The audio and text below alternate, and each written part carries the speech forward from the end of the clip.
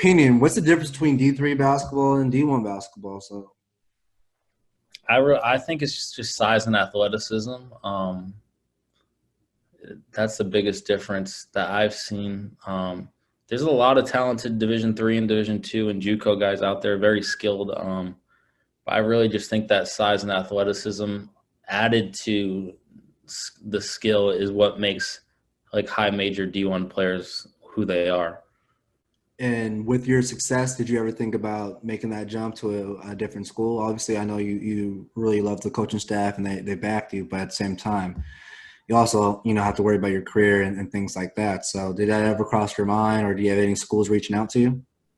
I talked to Boston College after my freshman year, but it was more so of like a walk-on type position. And that's a really expensive school, first and foremost. So I was not Yeah. super interested in that.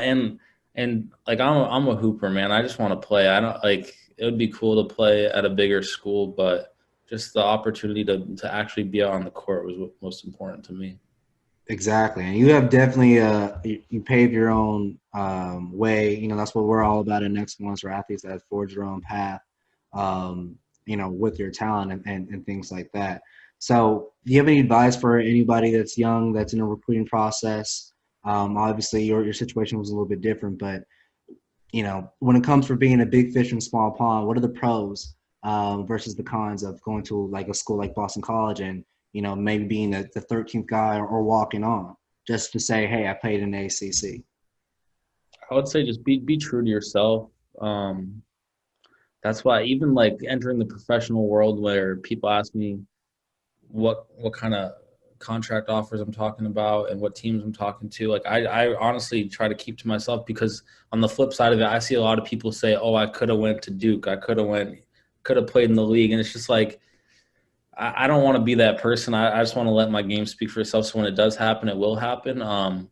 But the biggest thing is just be true to yourself. You definitely got to like look yourself in the mirror at the end of the day and be like, who am I? A lot of people think they are scholarship players, but you have to realize the small percentage that truly are. Biggest thing is don't push D3 schools away. Don't push D2 schools away. Like be open to conversations. Be open to recruitment. A conversation can't hurt. You can only just grow from it and learn from it. So I've seen it firsthand where either Gordon or other D3 schools have reached out to guys and they're like, we're all set. I'm a scholarship type player. And then come back. It's like May in their senior year and they still don't have a school to go to. So just be humble enough to be open to different opportunities because everyone has a different path. That's great advice, man. And speaking of advice, I know you had a chance to work out in LA with Jordan Lawley. He's a great guy. When I came out of, obviously I'm a former player as well. When I came out of UC Davis, I had an opportunity, I think, I wouldn't say right when he was getting going, but a little bit in the early stages of before, J Law, tougher and all, people know him now. And great guy, does a lot of great work, man, especially with the runs, skill work, makes you work, verbal. What's the biggest lesson you learned with your time out there in Cali? It's been a blessing. He's become a great friend of mine. Last summer I actually reached out to him via Instagram and he got back out to me and I went out there for 5 days and in my mindset, I knew I wanted to be a pro last summer, but my mindset was more so let me network myself for the future after basketball. So I told him I don't know what my future looks like, but I can see basketball being in it, whether that's coaching, training. So he was super great to me. I was hands-on in a lot of his NBA workouts, and I got to work out with the overseas and college guys while I was there and just kind of built a relationship from there. Fast forward now to March. This past March, I went back out there. I was actually out in LA when COVID like truly hit, when everything NBA Oh, got you were out canceled. here, huh? Yeah, everything was canceled. Dang, And I was out here. that's some But crazy stuff. but he's the one that networked me with my agent now, who was his agent when he played. Awesome. So it's a small world. Just a great friendship that came from Instagram.